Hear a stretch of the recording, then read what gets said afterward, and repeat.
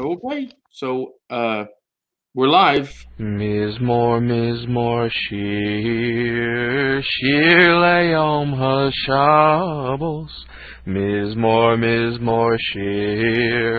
שיר ליום השבוס. שיר ליום השבוס. שיר ליום השבוס. The whole world is waiting. And yes, we are live. Yeah, well, I forgot that the intro plays on my. Well, anyway, it's been a strange day. Anyway, we were having a discussion, and Chris was asking questions, and we're like, I just woke up, my head hurts. Stop. No, so why? Chris, let's go back into it. I mean, we're still going to read and do the portion and all that. But let's go back into it. Why? Well, our Torah portion covers a lot of things. For one, it's a double portion. Right. It is a double portion most years, but not every year.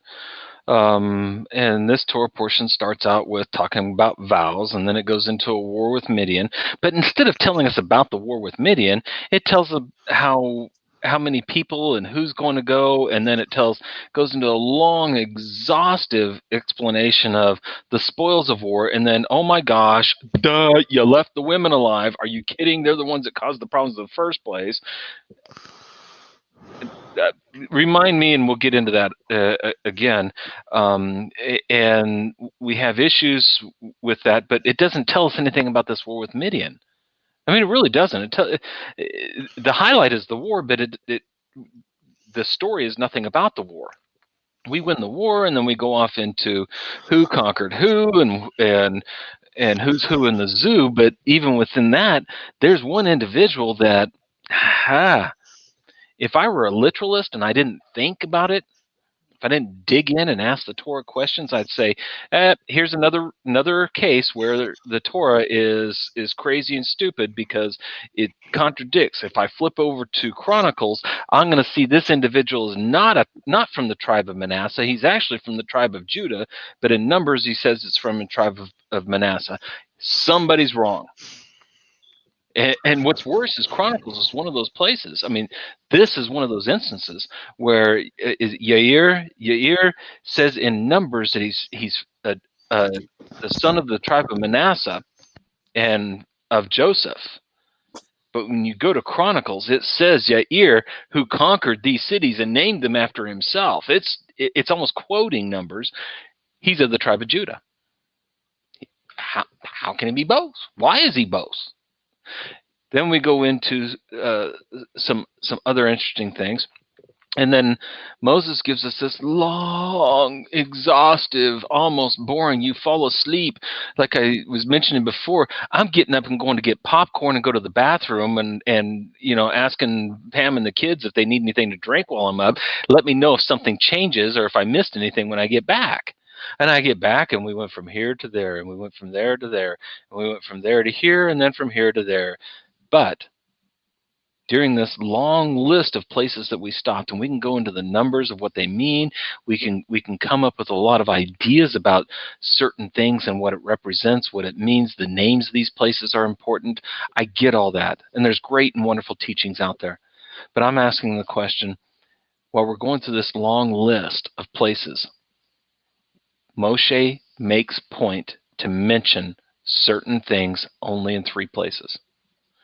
First place is, hey, over here, after Mara, we stopped, and there was, you remember this? There was 12 springs and 70 palm trees, and then we went from Elim to this and to that, and then we went from there to there, and then from there to there, and there to there, and there to there, and there to there, and there to there, and there to there, and there to there, and yeah. By the way, over here, that's where Aaron died, and this crazy dude, Arav, Canaanite, he heard that we were coming, and then we went from there to there, and there to there, and there to there, and there. So my question is, there's not one mention that over here was Sinai, and we stopped there and we got the 10 Commandments. Here's where the sin of the golden calf was. Here's where Amalek attacked us. Here's where I struck the rock and now I can't go in. Here's where Miriam died. Here's where the spy. All these other very important things that happen on the way, they're not mentioned at all during this long list. What makes these things, the Mara and where the 12 springs and 70 palms are, Aaron dying, and this individual hearing of us coming, what do those have in common?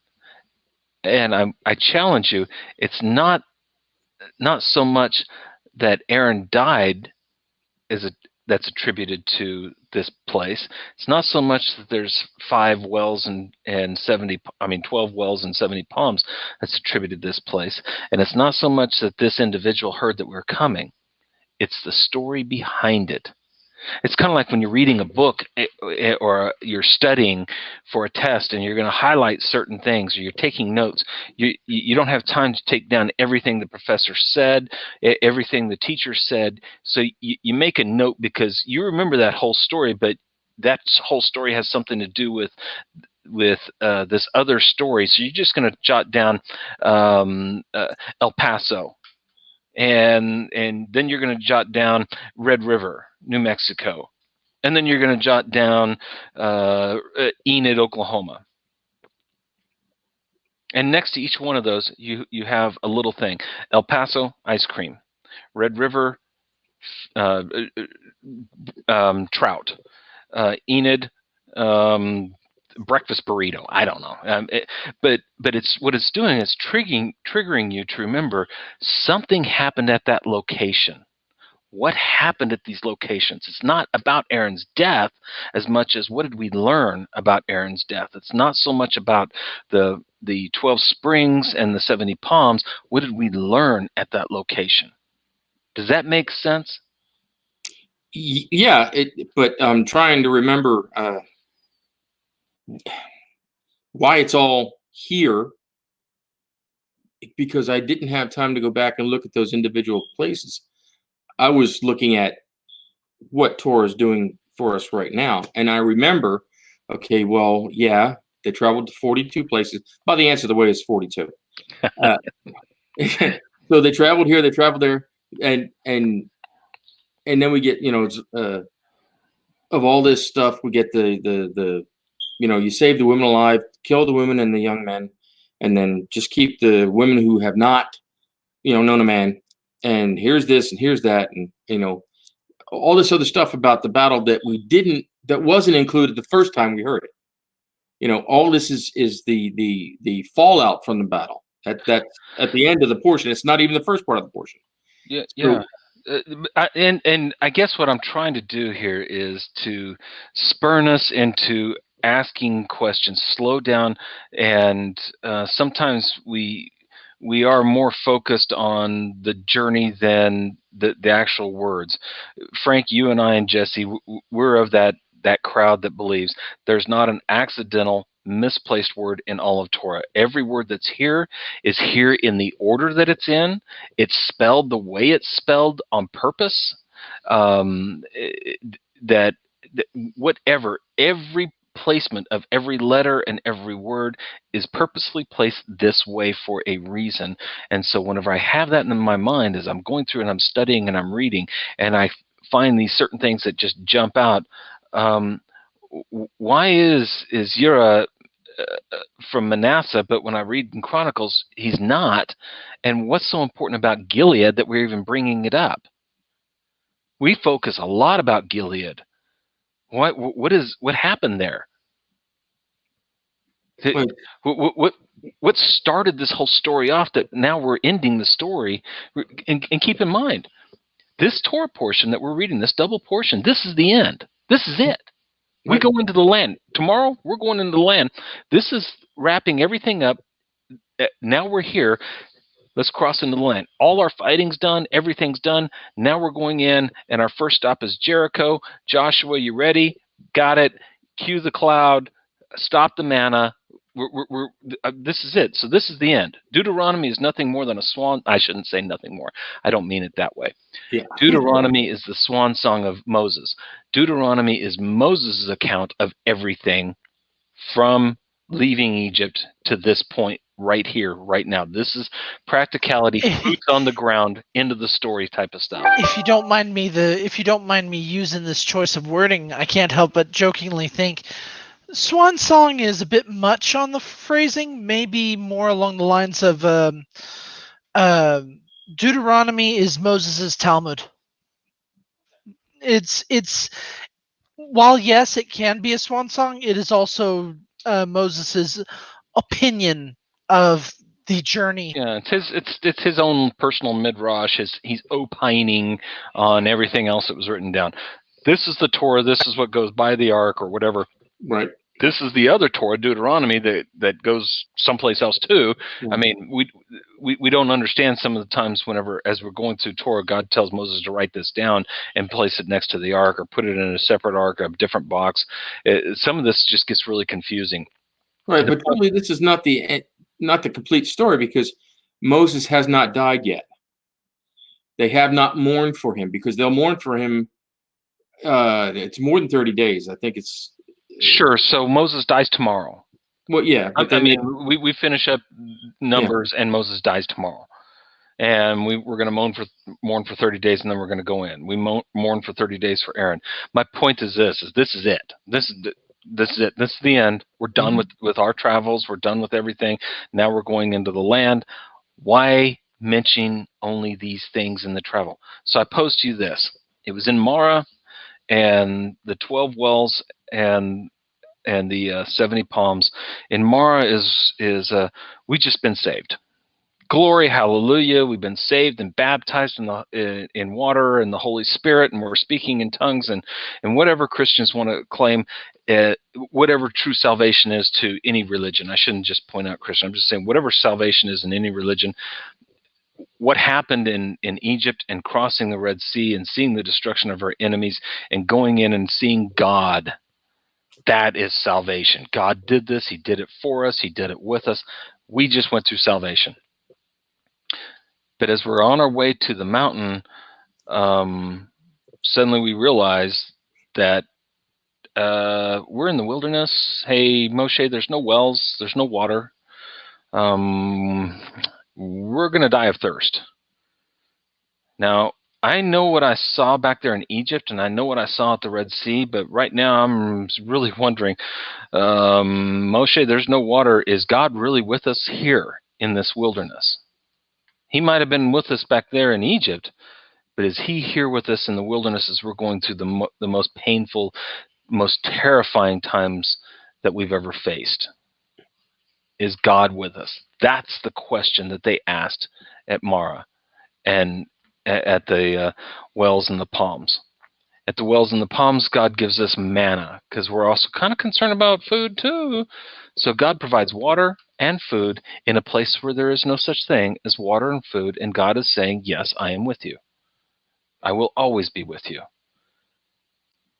But what our story here in Bamidbar does not mention, and I find it striking and odd, it doesn't say anything about the giving of the Torah. It doesn't say anything about the sin of the golden calf. Remember the sin of the golden calf? Yeah, I remember that. That's when we gave up on God and we started our own religion. No. We didn't give up on God. We didn't start a new religion. There was no golden calf cult that was created here. No, the exact words are, this man Moses, we don't know what's happened to him. But since we're relying on Moses to be the intercessor between us and God, and now that Moses is gone, we need another intercessor. And we befall that calamity. But that calamity also builds up Moses and Aaron. And then we have this fight of who is going to be a priest and who's going to be the high priest. And we've got the whole Korah rebellion and the things that goes on there. Who can be a high priest? After all, Korah says, we are all a nation of priests, aren't we? Isn't that exactly what God said? Isn't that exactly what a certain religion says today? That I'm a royal priesthood? Yeah, well, I warn you, don't try to go into the Holy of Holies because you're going to get zapped. Don't do it. But so we're still being built up that I've got to go through Aaron to have this connection with God. And Aaron dies. And if you go back to that portion where Aaron dies, the Torah is painfully clear. Moses took Aaron up to the mountain, and everybody saw Aaron die. Aaron's just a man too. He is not a demigod. And how do we start this journey out? Hey, Moshe, you guys are going to do this, and then you're going to be gathered to your people. You're going to die. So I pose to you that these things that are mentioned in the story of we stopped here to there and there to there and there to there, there's other things behind it which are great and wonderful and marvelous. But I think by bringing out these specific highlights is to remind us that there is no person or thing that comes between you and God. God desires a personal relationship, one-on-one, with you and the entire family, the entire house of Israel, all of the descendants. You are one as an individual and one as a nation. And the only way you can be one as an individual is if you're one as a nation. And that is what I see as the constant reminder as we go through stop after stop after stop, and why Moshe reminds us, you asked, is God with me? He proves throughout all of these camps that yes, he is with you. And then you started to rely on Aaron and Moshe as an in-between. I don't have to worry about it. I'm just going to lay that burden on Moshe and Aaron. No, you can't do that. They have a place, but you have a responsibility. And this is why now the nations are going to see your protection has been taken away. Maybe now is our opportunity, and we see Arad hears about Israel coming.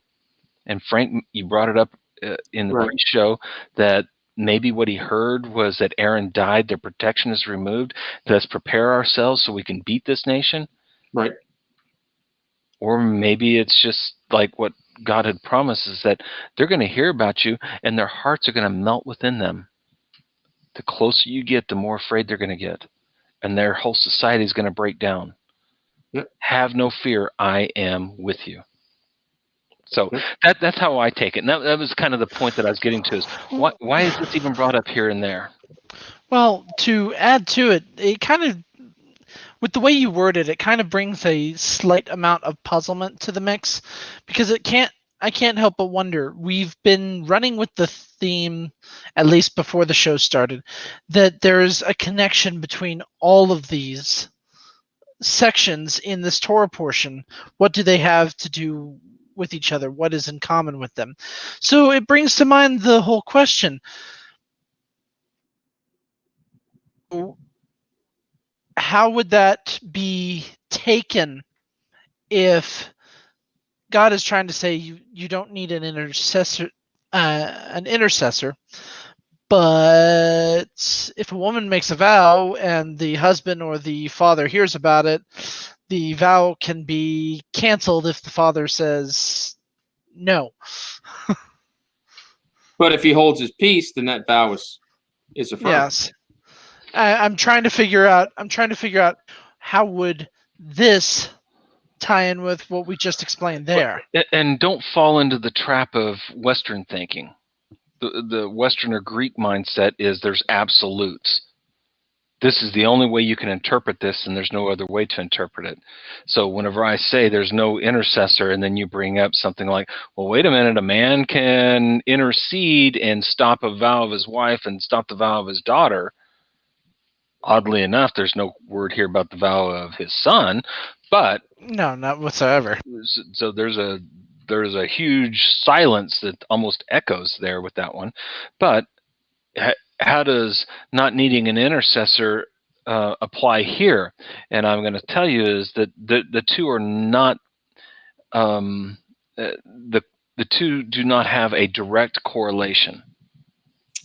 I think they do. There is a hierarchy and a purpose for things, but when it comes to the intercessor, and you don't need an intercessor to connect with God, and a person in a place of position can nullify or acquiesce to the vow of another individual, those two things are not equated, because Aaron can't nullify my vow. So don't make the correlation of an intercessor and someone that can condone or condemn your vow. Hence why I was very determined to pose the question in the fashion of, so what is related? What, maybe not necessarily a correlation, but what are the similarities to these two bits is what I was trying to get at. How to, since they're all in the same Torah portion, it's the question of what is similar to these two situations. What is it about this and that make God and Moses say these two should go in the same Torah portion that we're discussing? Well, I have a suggestion. The fact that the Most High, blessed be He, looks at us as His bride, or daughters, shall we say, is the retelling of the oaths, is that a, symbology between God and us, because we are not on God's level. We're down here a little bit. We're His children, daughters, etc. So if the daughter makes a vow and God says nothing, then that vow stands. But if the daughter makes a vow and God hears it and says, no, you shall not, that vow does not stand. A divorcee or a widower who's separated, more or less, makes their own vow, they stand by their own words. So is that relationship kind of like what's being told here? Between us and God, that is. Did I not? And did I see, make that clear? Yeah, I see what you're saying. And sometimes I think we have to be very, very careful when taking rules that apply to human interaction and applying it to human and divine interaction. I think there is probably a premise and a proof case for coming from the divine and human interaction that is applicable to the human and human interaction. In other words, the target or the acting word that we're dealing with in the human to human interaction here is the word vow. Yeah. And so we've got to go back and understand what is a vow, neder, and what is a shavua, which is the word for oath. And isn't that interesting that it has the same root as the word for seven? Hence we get Shabbat, Shavuot, Right. the things of sevens. But an oath has the same root as seven, but neder is something a little bit different.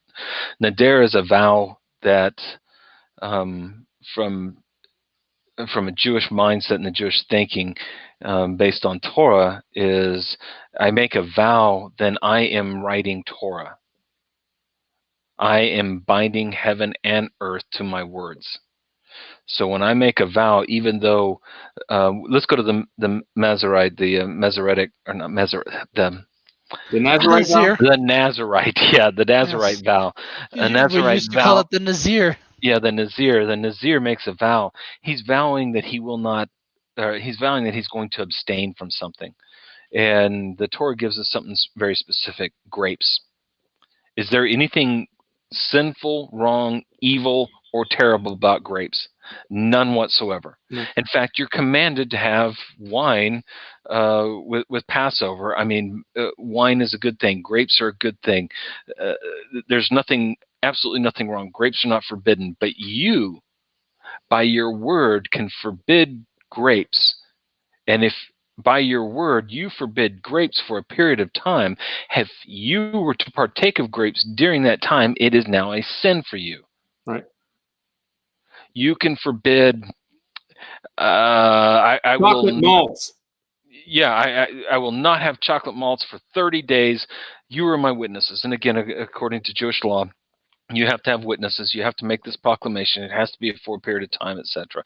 There's things about how to make a vow. So you make this vow, but there's also something else. You can vow something to God, and we see this with Jephthah in Judges chapter 11, I believe, where Jephthah he's a judge, and the people come to him and say, "How come you're not going to go out and fight with us?" And he's uncertain about doing this. He's just an old farmer himself. Okay, I'll do it. And he goes off and he prays to God, and he says, "God, if you lead me out and I'm successful with my enemies, and you bring me back to my home, then I will sacrifice the first thing that comes out of my house to you." And it's I'll make a whole offering to you of the first thing that comes out of my house. Now, seriously, what was this guy thinking? Did he really think that the first thing that's going to come out of his house is a goat, a lamb, an ox? What was he thinking that's going to come out of his house? Well, maybe he meant, houses in the Middle East, whether it be Iraq, Iran, Afghanistan, all these other places. They have in Afghanistan it's called a kulat, and it's a walled area where a related family lives. So it'd be mom and dad in this area, and then the son with his wife in another area, but the whole area is walled in, and they all live in there. So maybe that's what it was. Is the first thing that comes out of this walled area, and within this area, you're going to have all your animals and such. So the first thing that comes out, but again, why would you not think that the first thing that's going to come out is someone in your family to greet you, seeing you coming home? Why would you not think that? And his daughter comes out, and they both embrace, and they both start crying whenever they realize he vowed her to God. But there's no implication here that he vowed to kill her. True. That's not it. It just means she's dedicated Right. for life to God, which means she cannot have the quote normal relationship. She is completely, from this point on, holy and separated to God. A very stringent life. Very stringent life. She, in all aspects, becomes a Nazir for life. And we've seen a couple of these. Samson. So does that mean she becomes, Samuel? for lack of a better term, a nun? In an aspect, Judaism obviously doesn't have such a thing, but right. But I mean, in an aspect, she's totally dedicated to God, just as Samson was, or Samuel was, or some of these others. So we're seeing that by the power of my words, I speak life into something that wasn't there before. We are now entering into, with the power of a vow, of entering into a godly realm of God spoke life into the world, into the sea, and it brought forth fishes, into the sky, and it brought forth birds. He spoke life into the earth, and it brought forth plants and animals. We're entering into that when we make a vow. And this is why it's so serious. What's interesting is throughout all of the prophets, it's no less than 10 times where God says, in that day, and he's speaking of the day after the great tribulation is going to come across the whole earth, and we have this messianic reign. In that day, you will keep your vows. But over in the apostolic writings, it says that don't make a vow. Are we misunderstanding something that's happening over here with what Jesus says and what Moses and God is saying over here? Is a vow a bad thing? No, a vow's not a bad thing. It's a strict thing. So, Jesse asked, what do vows have in common with everything else that's going on here? And we mentioned this strange individual that is of the tribe of Judah and the tribe of Manasseh. And you'd have to go to Chronicles chapter 2 to figure that one out. Basically, his grandfather married a woman from the tribe of Manasseh. But now think about that, because in Judaism, your tribal affiliation goes through your father. Your national affiliation goes through your mother. But here in Numbers, he is being accounted with the tribe of Manasseh. If you don't mind me jumping in, that's why in modern Judaism they say you are Jewish through the blood of your mother, while through the blood of your father it is determined your lineage, if you will. Yeah, which tribe you're associated with. So, is there a connection with making a vow, since it's brought up in this Torah portion, and with this war with Midian, and this individual that seems to be of both Judah and Manasseh? And remember, who's Manasseh? Manasseh was the firstborn of Joseph. So we have the whole Joseph and Judah story coming back again. Interesting. Where does it come back? What's the location? In Gilead. What is so significant about Gilead, Jesse? Well, if I remember correctly, we had an incident in Gilead, or Gil. I'll Yeah, in pronounce it Hebrew later. you probably pronounce it Gilad. Gilad, which we had a moment where Jacob fled Laban, and then Laban finally caught up with Jacob and demanded that someone had stolen their idols. I'm going to say their idols because there is a word of it in Hebrew, and it's just something of rather important value to Laban. Yeah, And hey, you stole my Trophim. And what is Trophim? Trophim? There we go, Trophim. Trophim is a plural word. You stole something that's important to me, really, is what it's trying to portray. Yes. But it's usually translated as idols or As something idols. that he worships. So and where he catches up with Jacob is at, Gilad. but it's not called Gilad there, or Gilead. That time, it's only mentioned that it's actually called that after the vow between Jacob and Laban was made as to whoever stole this will die. And then from this point, there is a separation of Jacob and Laban saying, since you did not find it, we go our separate ways in peace. That's an Ebenezer, right? And what did they do? What did Jacob do to signify that this is my place over here and this is your place over there, and we agree we will never approach each other for war? But the point, a pile of stones. Makes a pile of stones. On a pile of stones. That's an Ebenezer, right? A what? An Ebenezer. Not quite, but a pile of stones is called a gal. It'd be either a gil or a gal. And he says this pile of stones, this piling up of stones, this gal, is going to be a witness, an aid between you and I. And when you put the two together to name the spot, it's going to be Gilad or Gilead. So the name where Jacob said that this is our boundary between you and I. But what Jesse's talking about is, before that, Jacob made a vow. Whoever took the Trophim, that individual will die. Yep. And what happened? That individual died an untimely death. Rachel dies giving birth to Benjamin. Do you know that story well enough to continue on as all the different things that are correlated there that tie into why Gilead is our stepping off point? Why Gilead really is so important to be, this is the end of our story. We started here and now we're ending here. Now we can go back into the land. Well, considering that the story of Gilead is very reminiscent to the story of the selling of Joseph, or at least the story of Joseph and Judah as a whole. And I'm punching that out there now before we go into depth, just so that everyone knows where I'm coming from. Because there is as the way the story is portrayed, Laban pursues Jacob and his family in a rather similar fashion. And see, now here's where I'm starting to stumble over my words. Jacob pursues. Use your words.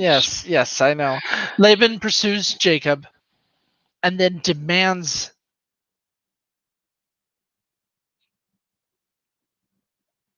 He froze up. Am I still frozen? Yeah, you're still frozen. So Laban chases after Jacob, catches up with him, and he says, "I want my idols back." You know, for one, he starts off the whole Labanite way. You know, Laban is crazy. Oh, had I've known you were leaving, we'd have thrown a party. There'd have been dancing and singing. I'd have hired Led Zeppelin to come over and play.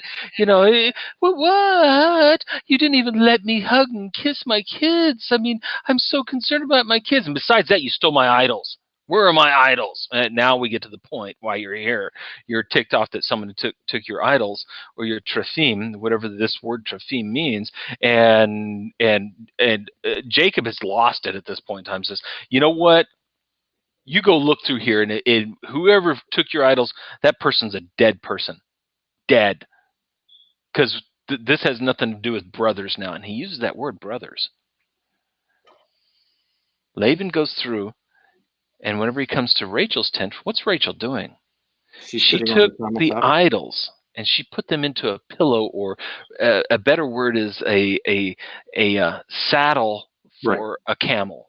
It's a camel's saddle, but it's a pillow that you would sit on the camel, or it's a pack that you would, kind of like a saddle bag that's used on camels. Either way, she's sitting on this, and the trophim are inside here. Jesse, look up those words in Hebrew. The word that's used for the saddle bag, it's very interesting because it's got the same root as another word that's going to become very important. She's sitting on this. Laban comes in, and she says, "Oh, excuse me, Father, I'm in the way of a woman." And the implication is, if I were to stand up, all you'd see is bloody rags. And so let's not go there, and let's not do this. I'm not trying to be gross or anything like that with it. And so he leaves and comes back, and now he's going to get dressed down by Jacob. Jacob tells Laban, 20 years I labored for you, changed my wages. Anything that was stolen from me, I had to pay back to you.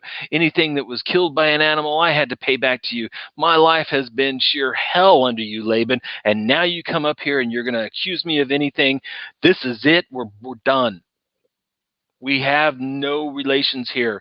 This is it. Anytime you cross this place, it's considered war. Anytime I cross this place, it's considered war. This is where I begin a new beginning with my family, and your family ends at this place. Let's sit down and, as brothers, have bread. And I'm going to stack up these rocks. And these rocks will be a witness. And hence it's Gilead. And then Jacob goes in, Rachel dies giving birth with Benjamin, and suddenly the rabbis tell us, see, Jacob gave a vow in haste. And his hasty vow, this ties us back to our Torah portion now, is what causes Rachel's untimely death. And Joseph goes off. And what happens with Joseph? Seems pretty decent, but then suddenly he comes down. He's going to find his brothers, and when he finds his brothers, we all know the story. They throw him into a well, and they sit down, and as brothers, they break bread. Coincidence? Not a kosher way. But what do they do with Jacob? They bring back bloody rags, and just like Jacob's words, search through and see if you find what you're looking for. Are these items yours? They present it to Jacob now in the same way Jacob spoke to Laban. Are these bloody rags yours? And what does Jacob says? He says, "They are my firstborn." He says, "Truff, torn apart is Joseph. Truff." Teraphim, if you pluralize it. If you pluralize it, it's It's teraphim. spelled slightly Yeah, it's a different, little bit but slightly but different, the but pronunciation is the same. but it's uncanny the coincidence of these things. Now, when they sell Jacob, and when they sell Joseph, when the brothers sell Joseph, they sell Joseph to people traveling from where? Does anybody recall that one in the story? Sells them to Ishmaelites. At first I thought they were Midianites, but they're actually Ishmaelites. Ishmaelites coming from, and our story is specific, Ishmaelites traveling from Gilead. Wow. Coincidence? Again? All these coincidences. And what do they put Joseph on? A camel. What is the word for that sack or that saddle or that pillow? Bachar, Bechar. The exact same root word, the same spelling for Bechor. What is a which is Bechor? Hor is the firstborn. Firstborn. Again, a coincidence?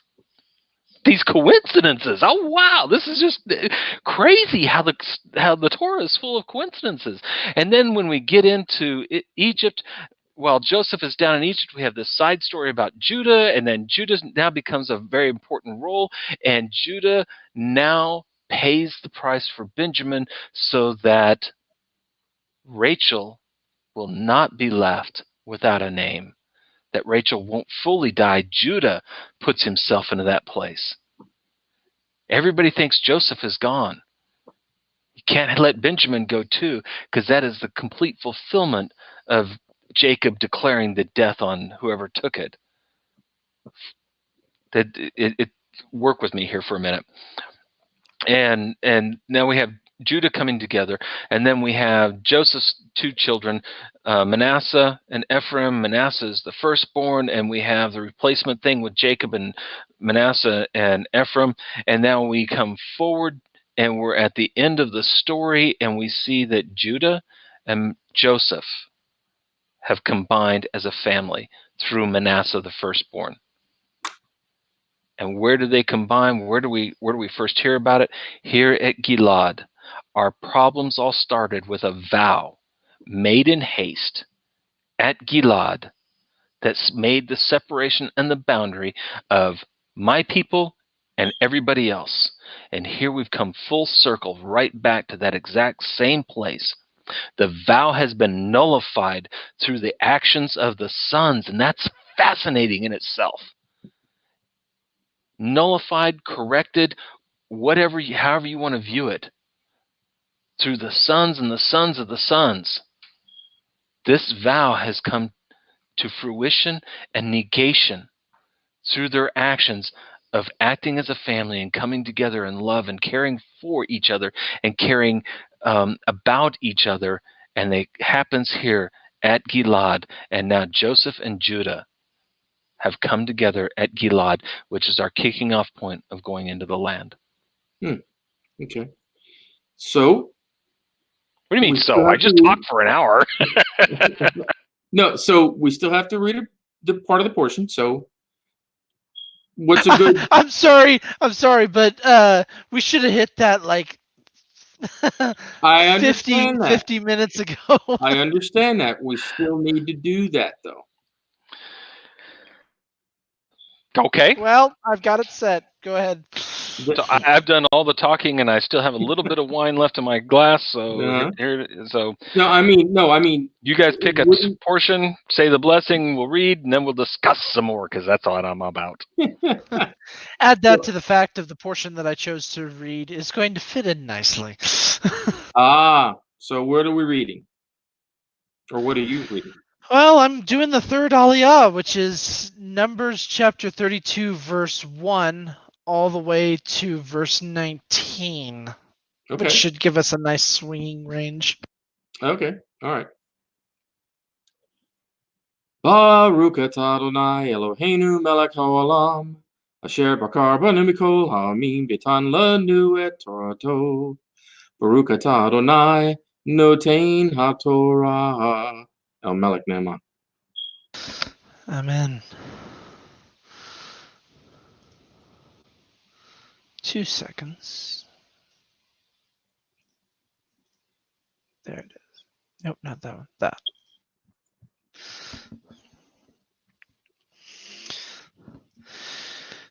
Numbers chapter 32, verse 1 through 19, the third Aliyah, read from Chabad.org's translation.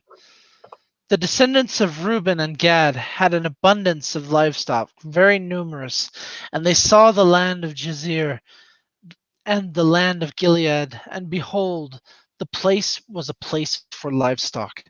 The descendants of Gad and the descendants of Reuben came, and they spoke to Moses and to Eleazar the Cohen and to the princes of the community, saying, Ataroth, Dibon, Yazir, Nimrah, Heshbon, Eliah, Seban, Nebo, and Beon, the land that the Lord struck down before the congregation of Israel is a land for livestock, and your servants have livestock. They said, If it pleases you, let this land be given to your servants as a heritage. Do not take us across the Jordan. Thereupon Moses said to the descendants of Gad and the descendants of Reuben, Shall your brethren go to war while you stay here? Why do you discourage the children of Israel from crossing over to the land which the Lord has given them? This is what your fathers did when I sent them from Kadesh Barnea to explore the land.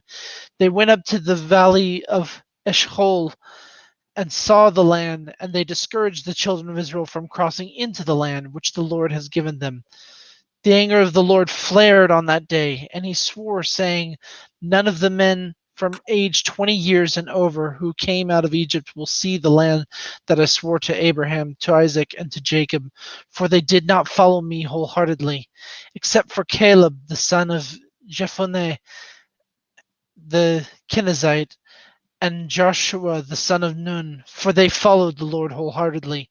The anger of the Lord flared against Israel, and he made them wander in the desert for 40 years until the entire generation who had done evil in the eyes of the Lord had died out.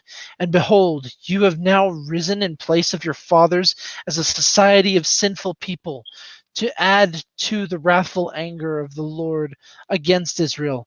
If you turn away from following him, he will leave you in the desert again, and you will destroy this entire people. They approached him and said, We will build sheepfolds for our livestock here, and cities for our children. We will then arm ourselves quickly and go before the children of Israel until we have brought them to their place. Our children will reside in the fortified cities on account of the inhabitants of the land. We shall not return to our homes until each of the children of Israel have taken possession of his inheritance. For we will not inherit with them on the other side of the Jordan and beyond, because our inheritance has come to us on the east bank of the Jordan. Baruch atah Adonai Eloheinu melech haolam, asher natan lanu Torah imet b'kayei olam notah b'chukenu. Baruch atah Adonai notein haTorah. El Melech Naaman. So, Chris, along with what you said, doesn't this seem to be, it's not completely, but doesn't it seem to be another separation because they're staying on this side, Jordan? And they're going the other. Now, but they make the vow, we'll go across and fight. So I would probably add just a little bit more to that, considering while I only read the Aliyah, there is more to the aspect if you were to read on further, where Moses makes the deal saying, Fine, we can do this. Bear in mind, if you do not hold your end of the bargain, you will inherit on this side. If you do not hold up to your end of the bargain, you are considered sinful against God. Also, I am going to include on this side of the land part of the tribe of Manasseh to still. It doesn't say it in the Torah, but I would most definitely be inclined to say Manasseh is going to inherit, at least a portion of Manasseh is going to inherit this side of the land alongside you to make sure that there is a proper union. This river is not going to divide our people. The this section of Manasseh is going to verify that you are still with us. Yeah, Manasseh is going to be the bridge. Exactly. Manasseh will be the bridge. So Frank, in this, I know you're kind of teasing us into it, but that truly is a way What? that. Yeah, I know. A way a lot of people read this is, oh no, those silly Jews, they're settling short again. But that's not what they were doing. They really weren't. They're not settling short. They're not refusing to go into the land. Even though Moshe, I mean, he's ticked off. He's Oh, upset.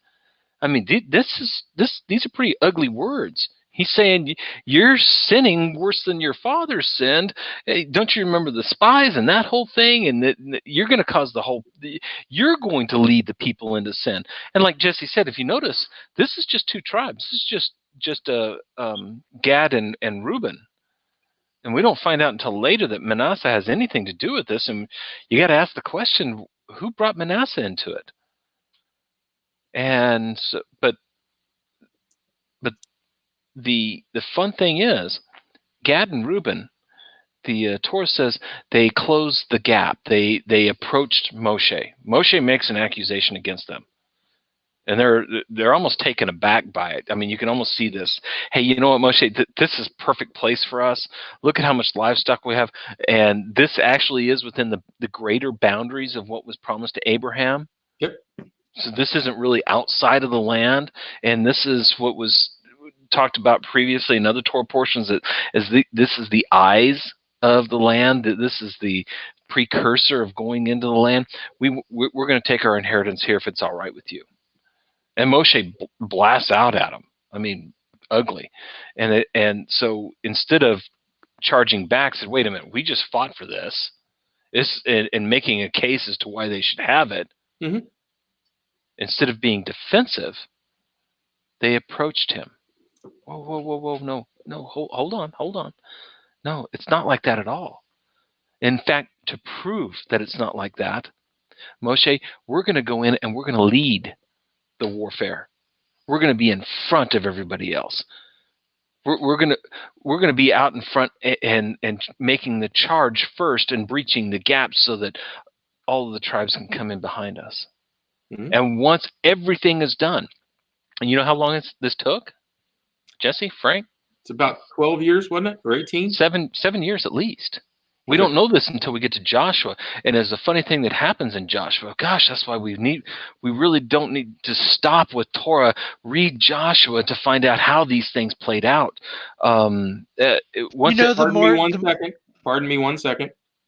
Hazak, Vinet, Hazek. Be strong, and be strengthened. Right. I will say that to add to that, perhaps maybe in the future we should forego reading the Torah portion for a year and cover Joshua, maybe at least part of the year, and then jump back into the Torah. It might be fun to go through a study, but this is one of those places where if we jump to Joshua, we can see more of the story. It's almost the Paul Harvey thing. After 7 years of fighting out front, and remember, their wives and their children are back on the other side of the Jordan. And by children, you got to understand, under 20 years of age. So there's still some young men there, but they're under 20. Sure. So they're going from the north to the south. They're conquering this whole area, and they're the vanguard for Israel as they go through conquering.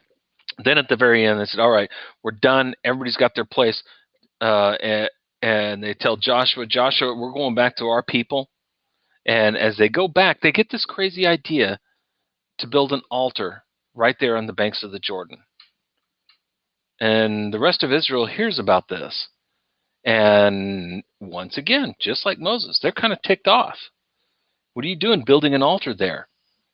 You build an altar only where God places his name. He didn't place his name there. You're going back into pagan idolatry again. Don't do this. And they're waging war. They gather at Shiloh. Shiloh is the place to gather for war. They gather at Shiloh, and guess who goes out with the protocol party, the ambassadors for all of Israel? Guess who leads that one?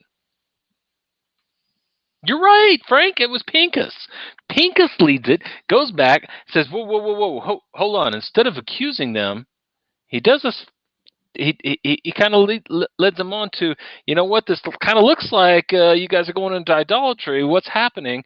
And they explained to him, no, we're concerned that because this river is here, and even though Manasseh is our bridge, we're concerned that our children and your children won't remember this.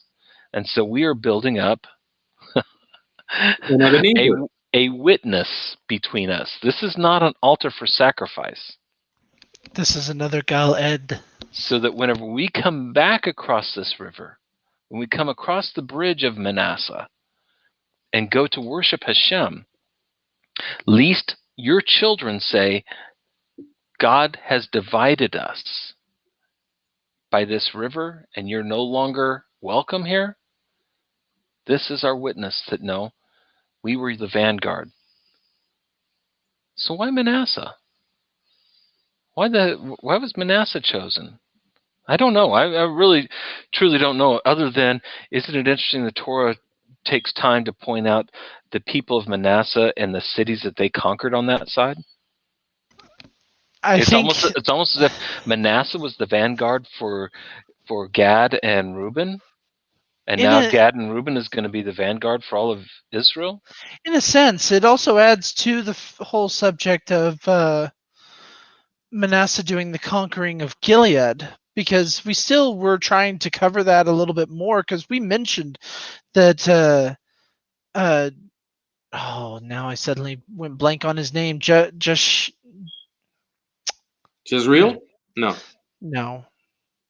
The name of the one who Jair. There we go. Jair.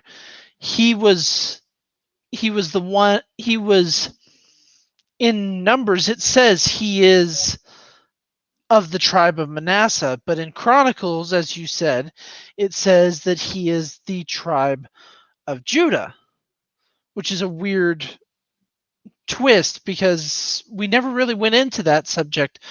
What's the whole big premise on that one? And I'm thinking the main reason why Manasseh was chosen is because of that whole aspect that Yair was part of the conflict. Hence, as you said, that Manasseh was the vanguard for Gad and Reuben. It does feel of a similar nature, especially when we look into the Torah portion, when we are looking at the involvement of Gad and Reuben wanting to settle outside of the land. There is that whole feeling, that whole tie-in back to Joseph in a sense. So I could actually see what you're talking about in a roundabout way, because the way Reuben and Gad present their argument with Moses is very similar to the way that Judah presented his argument to Joseph for the life of Benjamin. In a similar light, the whole aspect of no, you don't get him. I'm responsible for him. I'm responsible for my brother, or in Reuben and Gad's situations, brothers. So take me instead. I will be the vanguard. And since it was spoken to Joseph, I could easily see that Joseph's two tribes, especially Manasseh, the firstborn, is recognized as you're the witness, will be the link, in a sense. Now, that's kind of a reach based on the other studies I've done, but that is what I'm seeing in the whole tying aspect of Reuben and Gad getting their portion outside of the land, and Manasseh still being the one tied into it all. And that's just an opinion on my part, based on everything that I've learned today. It's good, because if you think about it, remember, who was the firstborn? The firstborn of Joseph was Manasseh. The firstborn of Israel is Reuben. Yeah. So he does something, and now he is no longer considered firstborn, and we're going to see that Manasseh and Manasseh and Ephraim, but Judah takes on the role of leadership and takes on the responsibility of firstborn. Manasseh is a firstborn of the blessing, and we see this whole thing. But what's interesting is it's almost as if the tribe of Reuben is coming back full circle as well and taking responsibilities of a firstborn. And just like Judah did to redeem himself by taking responsibility for Benjamin, Reuben is taking responsibility for all the 12 tribes. And so we see here at Gilead, everything comes full circle. The tribes are learning that, yes, we are responsible for each other and we will fight for each other, but yet we are individuals. We're individual tribes, we're individual people. And we see this being played out throughout all of it. And isn't it interesting that Joseph is still and has always been right in the middle? Because it's in this Torah portion. Where was it? Let me see if I can find it real quick. In chapter chapter 32, verse 33, it says, Moses gave the descendants of Gad to the descendants of Reuben and the half tribe of Manasseh, the son of Joseph. So it's striking. We already know who Manasseh is. Why do you have to put it here and remind us that Manasseh is the son of Joseph when we're talking about Gad and Reuben and talking about Gilead? Oh, it's that whole family story. Who's firstborn? What is the role of a firstborn? Who is responsible for who? Why the contention between Joseph and Judah constantly? And here it's almost as if that contention, that gap, is fully healed because we're now in the third and fourth generation from those two individuals, if not even more so. And we're seeing that now Reuben is standing up, Gad is standing up. We're all taking on that responsibility for each other, just as Judah did for Benjamin, because of what Judah did whenever he sold Joseph and sat down and ate bread with his brothers, just like Jacob did here at Gilead. This is the dividing point. The family was broken and shattered and divided. Now the family has come back together whole. It's the sons are making restitution. The sons are making the correction of the problems and the sins of the father. So they're not paying for. It's not like that. It's just that our obligation. My dad was a drunkard, a womanizer, a thief. No, he wasn't. I'm just saying this. We can say all these horrible things about our parents. The reason I'm this way is because my mom, she never loved me, and my dad never liked me. And we can come up with all excuses as to why we are what we are and why we do what we do. And the mailman barked at me and chased me. Exactly, and it's interesting that you say that. I'll finish with this, and you can go on. The point here is, instead of blaming all of my woes on my parents, they saw what their parents had done, and it's as though they're correcting that attitude. They're correcting that character flaw, and they're overcoming it. Instead of wallowing in self-pity, they're recognizing, oh, don't do it that way. Let's do it this way. So could you say real quick that they are maturing to the point of taking responsibility instead of trying to shuck it? In a roundabout way, that's sort of like what I was about to say, considering the fact that I also remembered hearing a statement come out of my father's mouth before the show started of, while yes, all of Torah can be summed up in the story of Jacob, you can also look back to the story of Abraham as well. I mean, not Abraham, of Cain and Abel as well. And I took a brief jump back there based on what was being said just now. In a roundabout way, they are not only making up, as you said, to the third and fourth generation. Oh my word, that brings a reference to what God has said in the past. Those who hate me, I will punish for the sins of the fathers to the third and fourth generation. Right.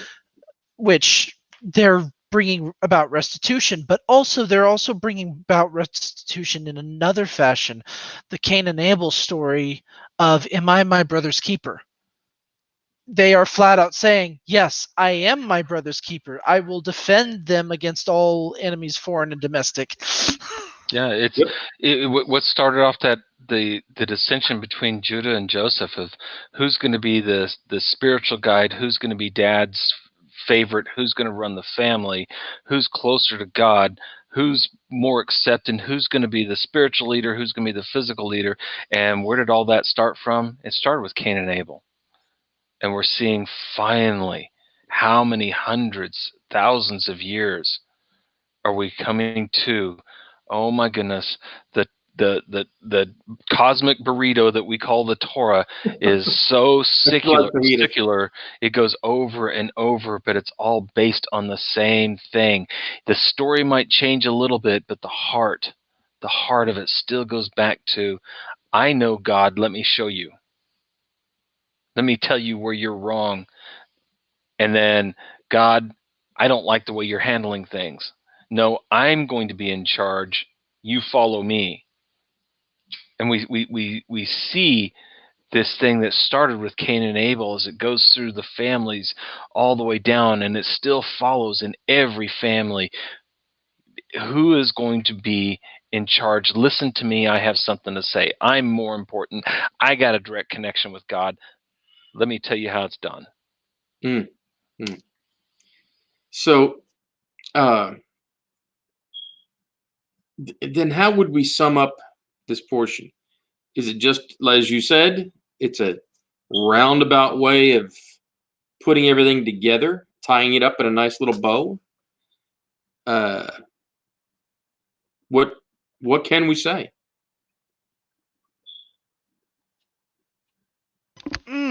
Well, to sum up, that would be a little bit of a challenge, considering we've covered two aspects of this double portion in today that could easily be used to sum up in either fashion.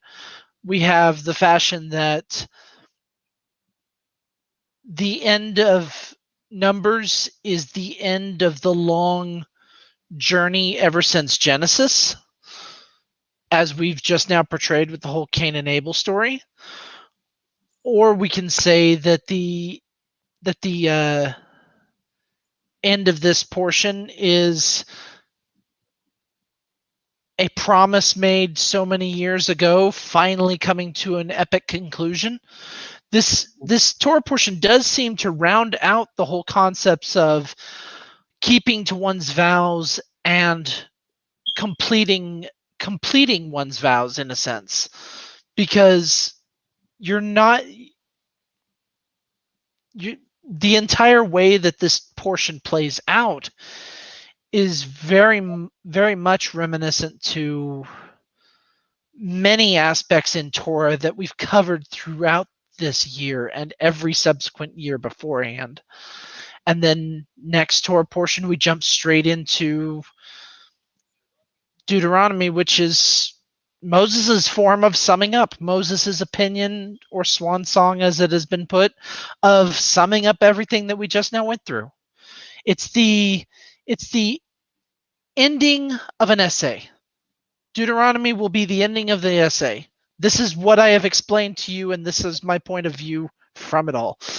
So next week's show, we ought to call it 3.5 opinions, because it's Moses and the rest of us. If you want to, yeah. But to try to sum it up, it's the best way to complete a story is to bring everything full circle, whether it is a vow, a journey, a promise, an adventure, you name it. It is essentially bringing it back to the beginning. The end becomes the beginning once more. So when it fails, the scene goes back to the beginning. Yeah. But this one didn't fail. And I have got to say this here is so much of what I learn about Torah and each Torah portion comes from so many different rabbis. Rabbi Foreman, thank him for this teaching. It was fascinating. He has a wonderful way of tying things together and making me question and make me dig and find out different things. There was Rabbi Freeman of Virtual Beit Midrash, which is a yeshiva Etzion, Wonderful teachings there. There's so many places. I encourage everyone look out and see what the rabbis are teaching about each Torah portion, because they go into a depth that is fascinating, and they're able to tie things together that just open your eyes to different perspectives of how deep this story truly is. And we keep on saying that Torah is that 70 faceted jewel, the diamond that's cut with 70 different faces on it, and each one just gives you a different perspective of the beauty and the light that shimmers from within. So these many rabbis that I study from and learn from, I have to thank them greatly, because they've enlightened me to see a holistic. I thought you said mini rabbis. Yeah, Sorry. not small rabbis. The Yeah. No. the great number of great men that have gone on before us and have learned so much and dedicated their lives to study. But that's it that I've got, Frank. How do you close this out? Because I think Jesse and I are done. I don't think you can actually close it out until you finish all 5 books of the Torah, with number 6 on the way, because we might actually do Joshua. We'll see. That would be fun at some point in time, because we see so many things that started out of our Torah that are coming to. It's almost as if it's like how we treat Torah today. If you were that close to it, it's okay. This is what we learned over there. Now let's put it to application. Right. Now, how do we apply what we learned? We just graduated from school, from college, got my master's degree, whatever it may be. Now I'm on the job and actually doing it. That's what Joshua is all about. This is how you apply it. Right. Okay. So I guess we're done. So one more time. Hazak, vinet hazek. Be strong, and be strengthened. May you be strengthened. So I guess we'll see you next week. Yes, no? I am going to be traveling for the next couple of weeks. Right. Starting next weekend, I'll be gone for 2 or 3 weeks. I have to look at what those travels are like. But if I am here, I will give warning in advance if I don't show up. So we won't. So we can play. It'll be 2 of the 3 individuals, and if we only have one of us, I'm pretty sure we can still hold down the fort if we want to. If not, we'll warn everyone listening in advance that 2.5 opinions will be down. We might just take a sabbatical. We'll keep people in the loop on those specific days, because we're not just going to cancel it out, right? We love this thing. And we hope you guys love it as well. Well, we hope. We have at least Joe is listening to us. That's something, okay? And that's not a joke, Joe. I'm serious. That's something. So, all right. So I guess that's it from 2.5 opinions. Shavua Tov, Lila Tov, Lehithrot. Yes, 2.5 opinions where our opinions outnumber our audience. We're gathered, our audience doubles, right? So, thank you very much. Please enjoy the rest of your Sabbath.